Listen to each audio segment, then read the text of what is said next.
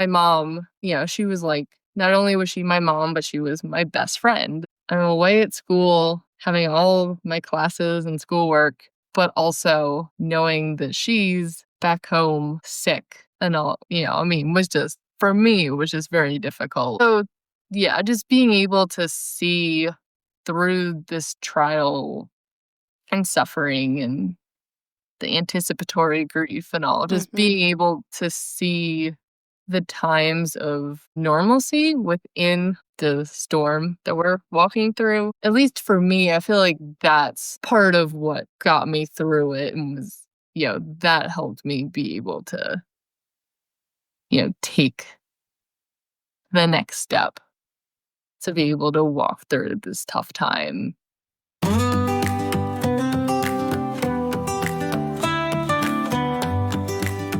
Welcome to the Inheritance of Hope podcast. Every day, 562 children lose a parent to terminal illness. They shouldn't have to face that alone. You can pretend to avoid the painful realities of illness, grief, and death, or you can deal with the real stuff in caring community. On the podcast, people in Inheritance of Hope's community share raw, personal stories of pain, trials, and the shadow of death, which are also stories of joy in terminal illness. Find more Inheritance of Hope community at inheritanceofhope.org. Hey everyone, welcome back to another episode of the Inheritance of Hope podcast. We have another great guest today, and this is another guest who I personally am just meeting for the first time today, so we will learn her story together, and I'm just so excited to have her have the microphone and share a little bit about her story. So Maisie, go ahead and introduce yourself. Yes, Ellie, as you said, my name is Maisie. I live in Purcell, Virginia.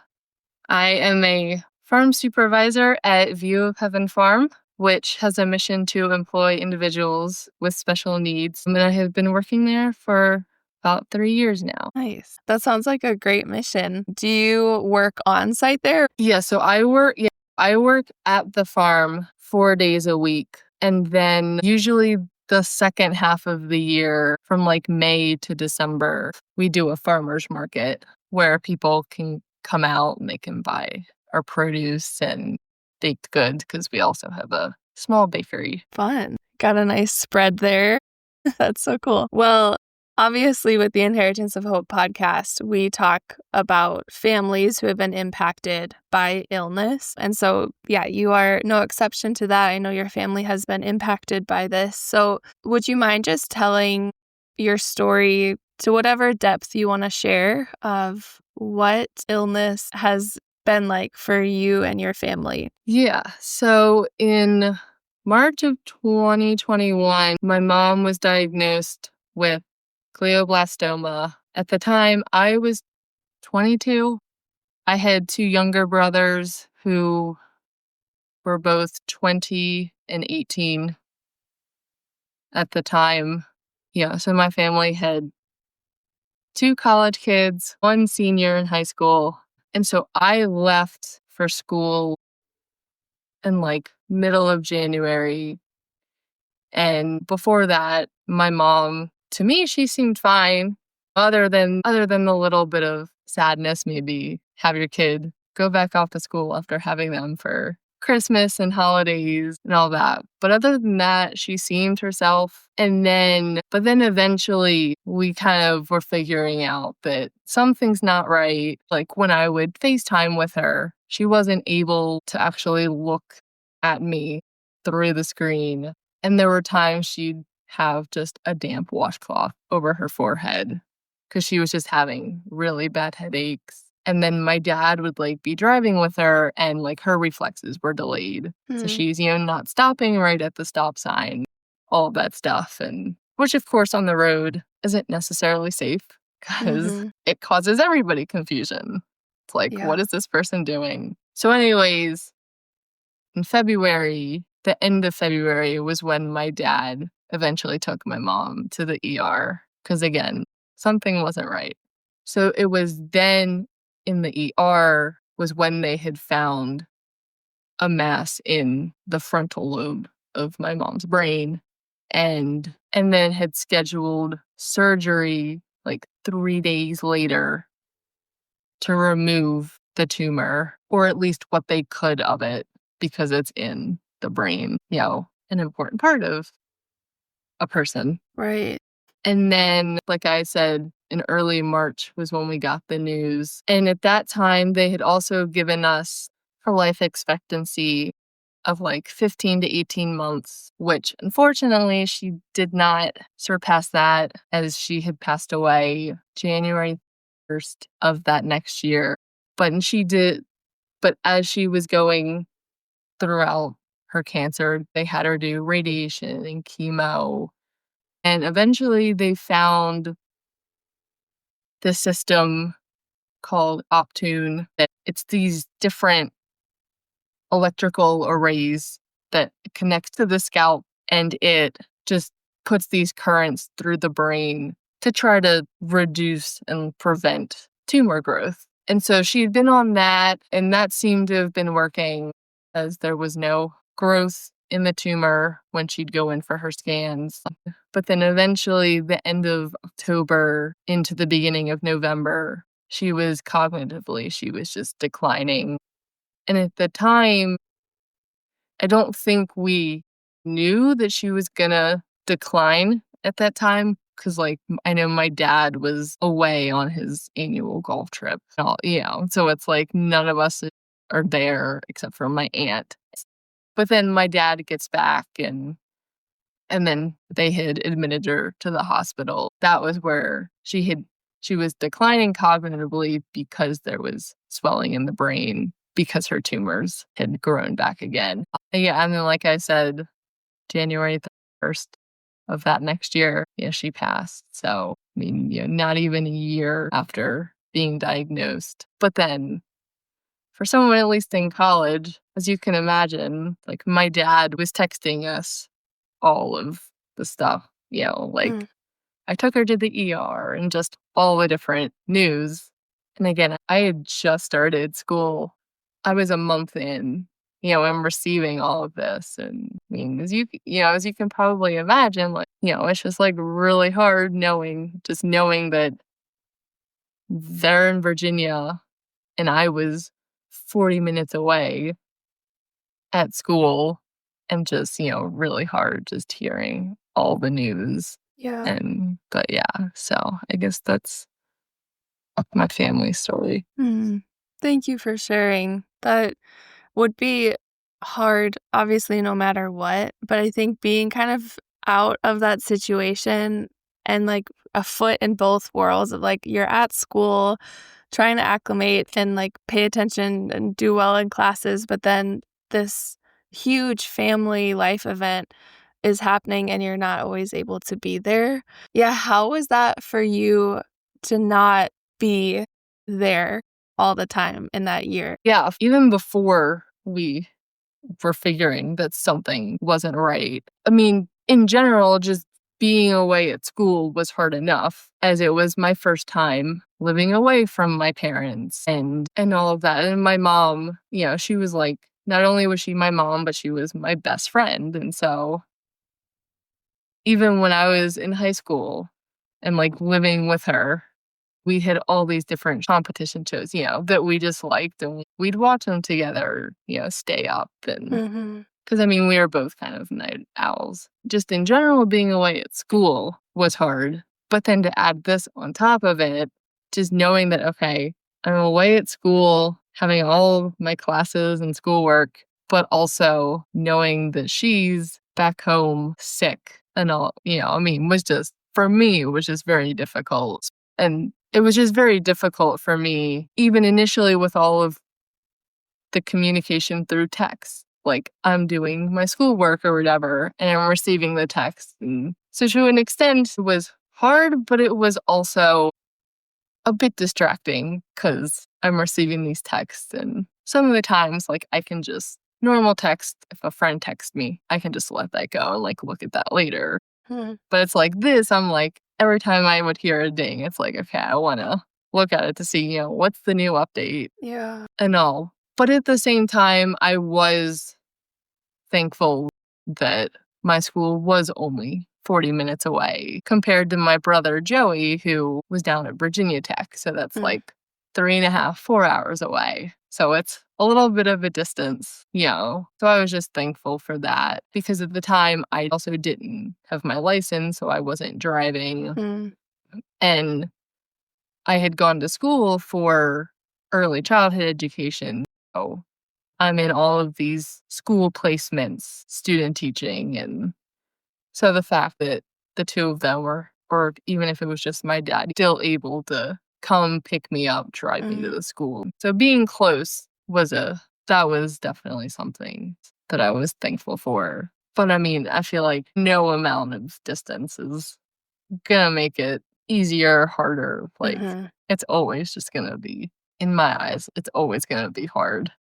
Yeah. No matter if I'm living with them or I'm 40 minutes away living at school. Yeah. Right. The fact of the matter is, like, your mom was still sick. So Oh, whether you're like, at bedside with her or across the globe, just knowing that that is still a reality, still heartbreaking. And especially what was just so hard to hear is that it was so quick. She was given this diagnosis and then a year later, like, that's such a short timeline for, first off, navigating what does it look like for mom to have a tumor or this terminal diagnosis to then, that was quick. So what was it like for your family through that year? Because I'm sure your lives looked radically different before that diagnosis, and then so much shifted in a year. Walk me through how your family kind of navigated that season.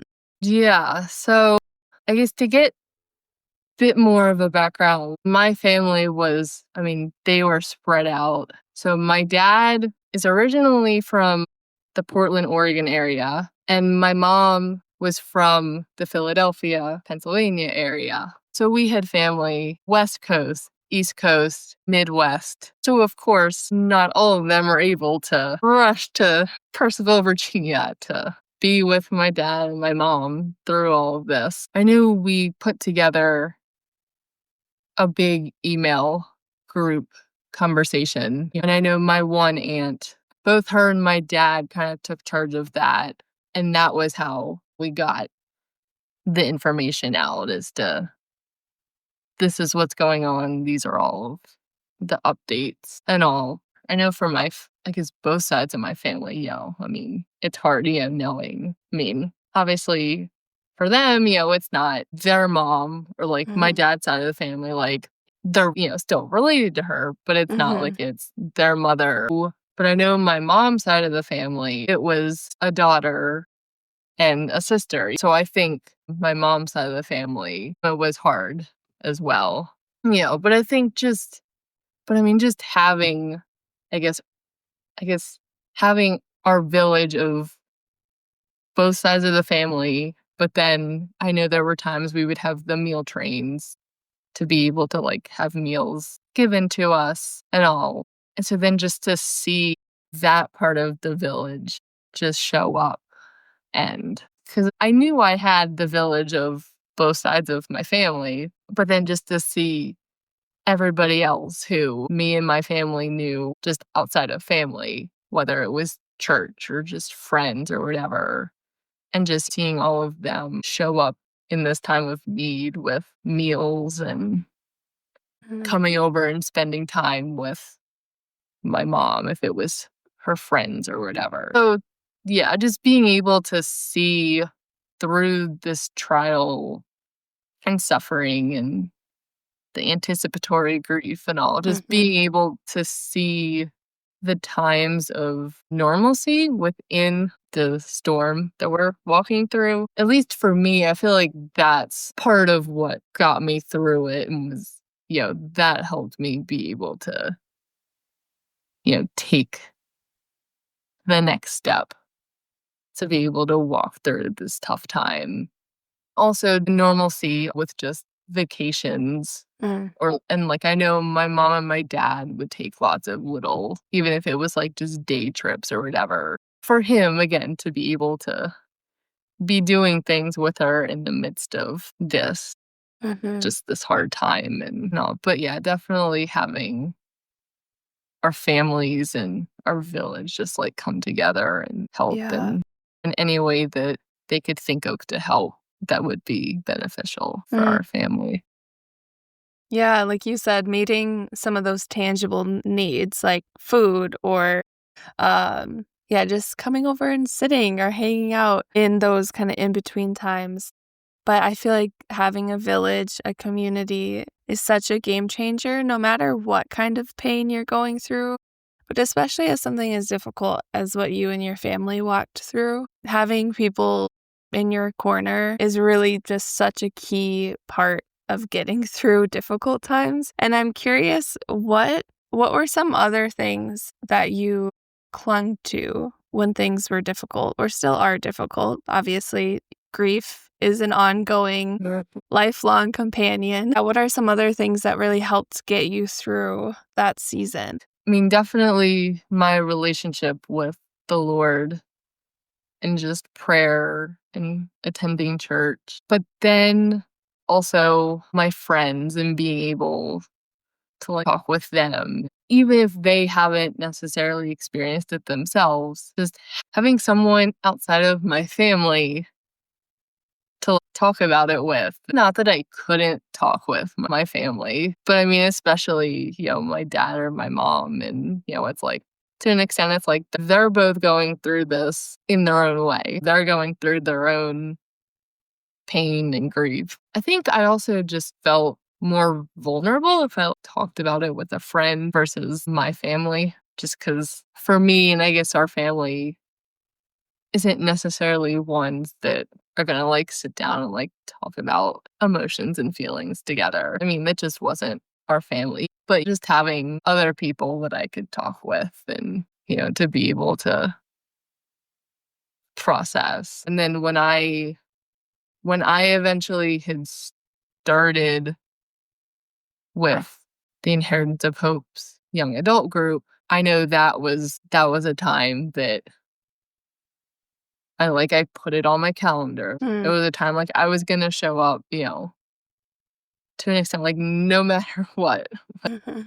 If I was able to show up, whether I'm sitting down at my desk or I'm traveling, like I was gonna show up because I knew that everybody who showed up there either was currently or had been walking through a similar journey to what I was walking through. And so not only having friends to talk about it with who may not have gone through it, having other people to just be able to, again, having those two different kinds of people to be able to talk with. Someone who gets you and like understands it, and someone who maybe hasn't gone through it, so maybe doesn't necessarily understand fully everything I was going through, but in some extent could still sympathize. And just knowing that it is hard. Yeah, man, there is such a difference too between,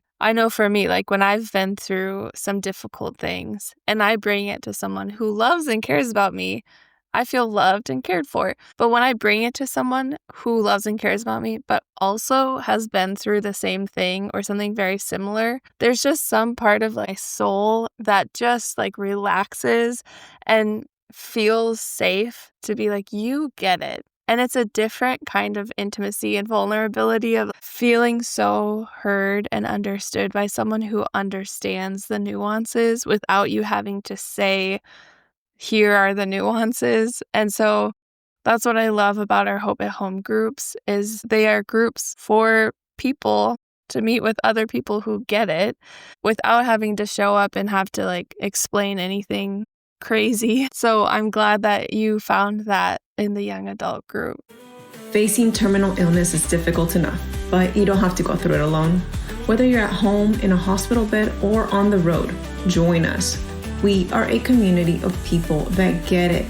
Find the connection, support, and hope you deserve Because when you don't know where to turn, you can always find hope at home. So don't waste another second. Sign up today. Hope is waiting for you at inheritanceofhope.org. Yeah. And so I feel like you have a unique perspective too, because for someone who's listening and maybe isn't super familiar with Inheritance of Hope, our tagline or like our mission is like, we serve young families facing the loss of a parent due to terminal illness.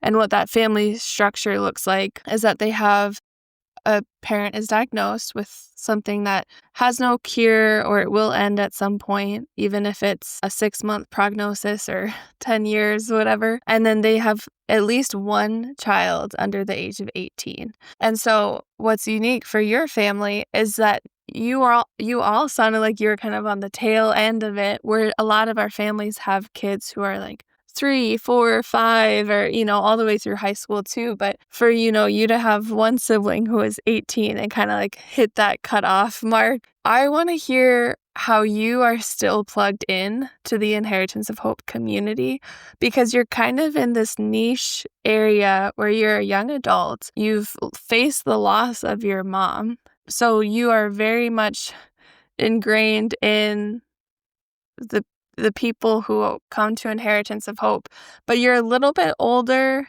than the kids and a little bit younger than the adults with the diagnosis. So how do you still plug in? Because you're very active in Inheritance of Hope's community. Yeah, so like I said, I had started with the young adult group, and I know eventually they took a pause with that, just as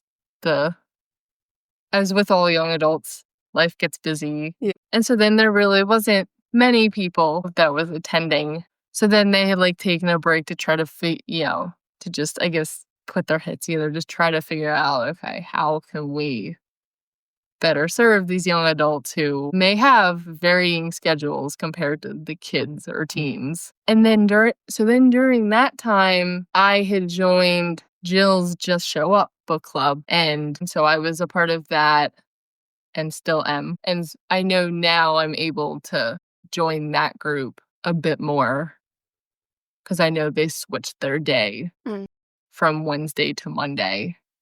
And I don't work on Mondays, so I was very glad that I was able to join that more. But I know they've now brought back the young adult group with with another leader who was actually part of the young adult group when I was a part of it.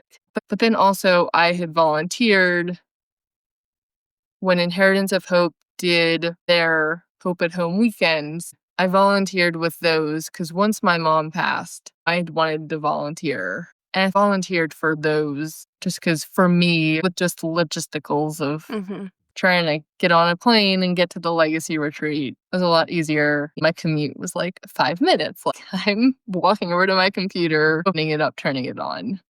So then I volunteered for those, and then they stopped doing those. So then I guess I kind of just stopped volunteering and all. But so those are the ways that I was and are still involved. Yeah. Yeah, I feel like the Hope at Home weekend served such a great need because for anyone who's not familiar, we have always had legacy retreats, which is kind of our token offering. I feel like if anyone has heard of Inheritance of Hope, you probably know about the retreats. And so once COVID came, it kind of threw a wrench in the plan because you couldn't do anything in person.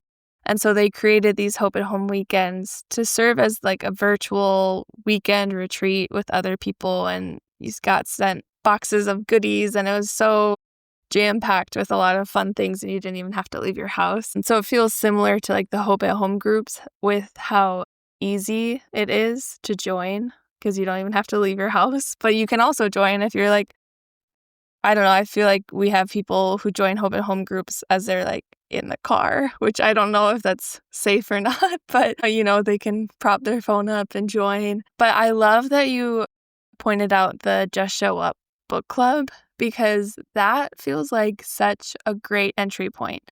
If you are listening to this and you're like, I'm not a diagnosed parent or I'm not in that family structure, but I care about people who are, or I just am passionate about this and I want to step into these stories in some ways. The Just Show Up book club is amazing, and anyone can join. No matter how you're connected to Inheritance of Hope, no matter who you are in your family, like it's a great way to, you literally just show up. It's appropriately named. It's super easy. It's a book club and you don't have to do any reading ahead of time. It's kind of just read to you. So I want to hear, Maisie, what are some things that you've learned through the Just Show Up book clubs or things that have stood out to you as you've been joining these calls that just feel important to you? Yeah, as I've gotten on and joined those calls, I've definitely read books that I may not have initially picked up. Maybe for obvious reasons. They're like a harder read because they're about suffering and all of this. There have definitely been things that I've either learned or that have like jumped out at me. Like I know right now we're going through Kristen Milligan's book. And just, she says that she was his favorite child. And just knowing that, like, I'm his favorite child and I'm a child of God. And remembering that no matter what difficulties I went through or am going to go through in life, that, like, he's always there walking beside me. Even when it may feel like he's gone astray, like, he's still always with me. I love that quote. And I mean, her book is so amazing. It's called Consider It Pure Joy. It was written by the co-founder of Inheritance of Hope. And it was just so good because she just goes through what her experience has been like walking through terminal illness as she's parenting 3 really little kids and just her perspective on it. And the quote that you just said is one of my favorites from that book, where she said, I don't have the quote in front of me. So if you want the book, email podcast@inheritanceofhope.org and we can send you one. But she talks about how in the midst of going through cancer and facing the reality of like, I might die and my kids are so little and our family is just kind of starting. She said that I felt like God's favorite child in the midst of that because of how much he loves me and how much I feel that love despite everything I'm going through. And so we say that all the time in Inheritance of Hope, like, I hope you know you're God's favorite child. And we're like, we are trying to reach 7 million favorites because 7 million people are impacted terminal illness while in a young family system. And so we're like, we are trying to reach 7 million favorites so that each of these people feel like they are God's favorite child. I feel like Consider It Pure Joy is such a good read. Even though it's heavy, like you said, it's not just something where you're like, oh, I want to rest. I'm going to go to bed. I'm going to crack open a nice book to fall asleep to. It's like you kind of have to have your heart and your head turned on a little bit. But I love that you love that book too. What would you say to someone who is hesitant about joining or trying Inheritance of Hope, whether as a family to be served or a volunteer or a donor? What would you want them to know? I would just tell them that, again, if they are going through the cancer journey, that they are not alone, because like everybody, at least in the Hope at Home groups, I mean, people understand, and maybe these people have also gone through similar situations. So like you have people who can more fully sympathize and empathize with what they're going through. And I do also feel that no matter who it is that's hesitant to join, like I feel like they're going to open you with open arms. I mean, even if it is just through the computer screen, because I know every time I go and do the Just Show Up book club, every time I join, from when Jill says hi to me, like I always feel like I'm being welcomed there by her with these open arms, and that she is truly happy to like see me there when she says, I'm so happy to see you. I just feel like she truly deep down inside is happy to see me. I mean, or even every single person, that joins that call. But I just feel like you're gonna get you're gonna be welcomed with virtual open arms. Yeah, if you're on a retreat or something, you're gonna get actual hugs, but Mm-hmm. on But over the computer screen, screen, just know if you were in person, you'd get hugs.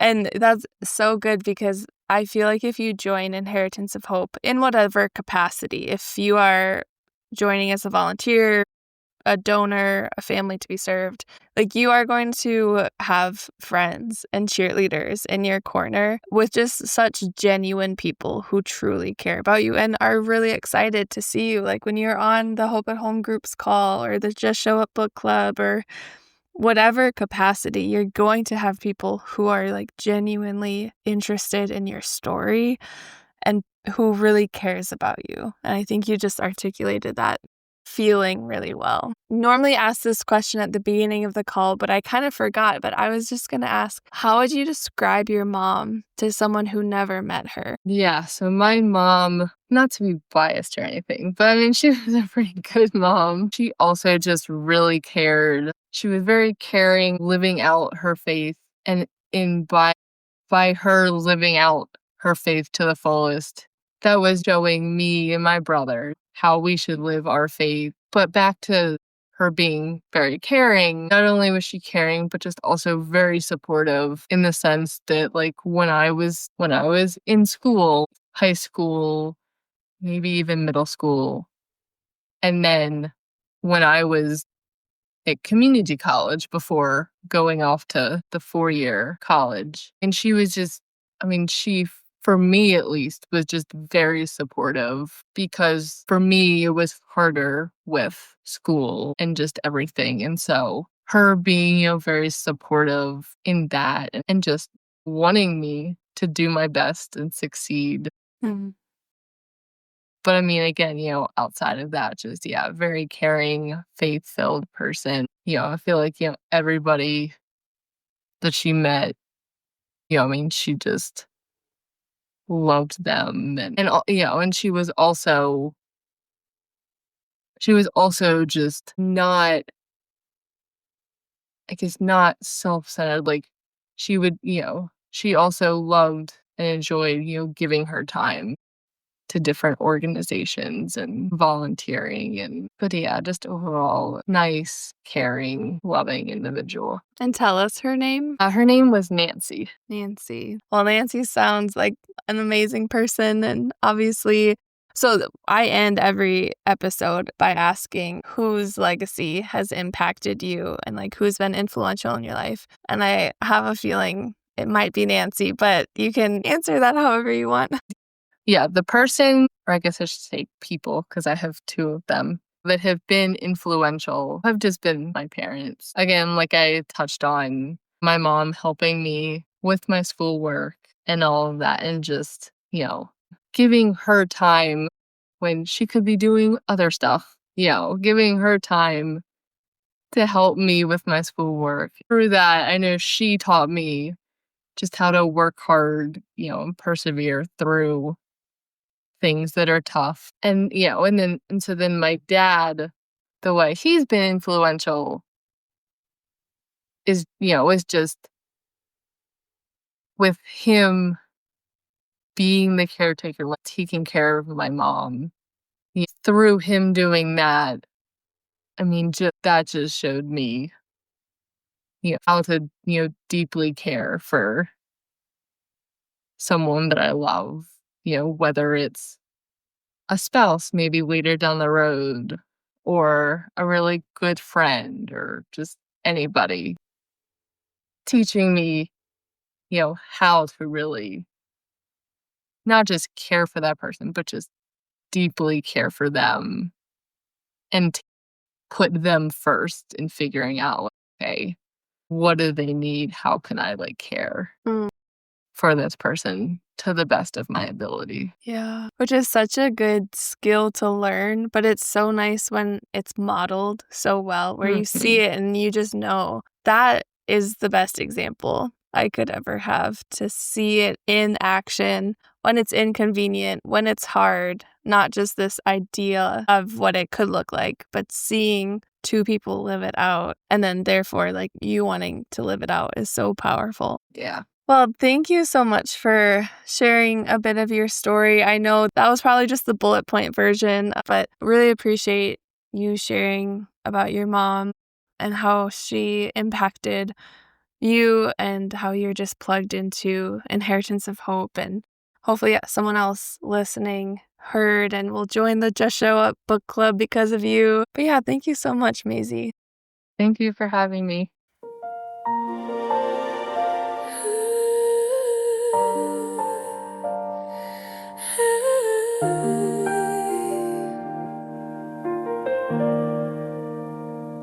Through every joy, through every pain, your faith in Mama always stayed the same. And we'll miss you. Maisie's got her lesson plan spread across the floor.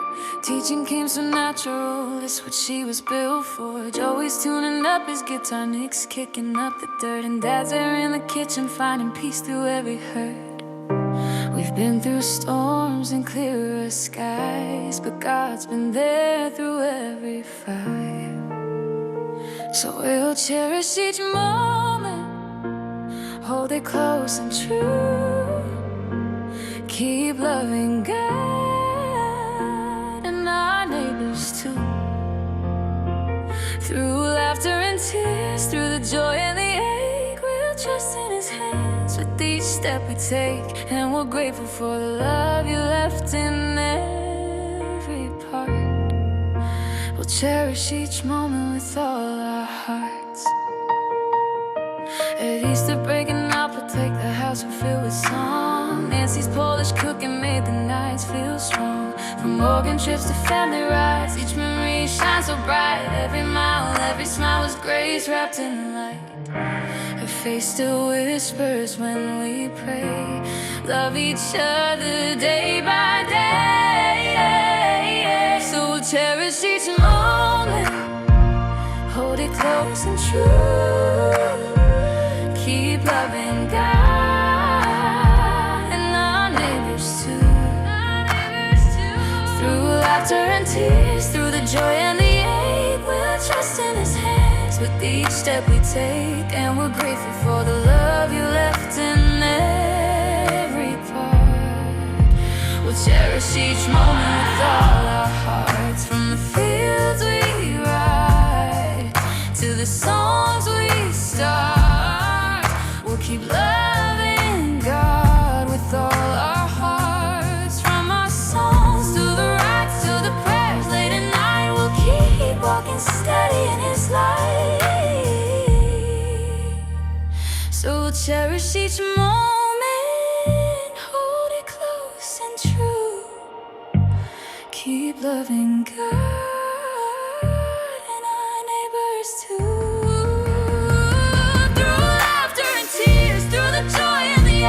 We'll trust in His hands with each step we take. For the love we shared won't ever depart. We'll cherish each moment with all our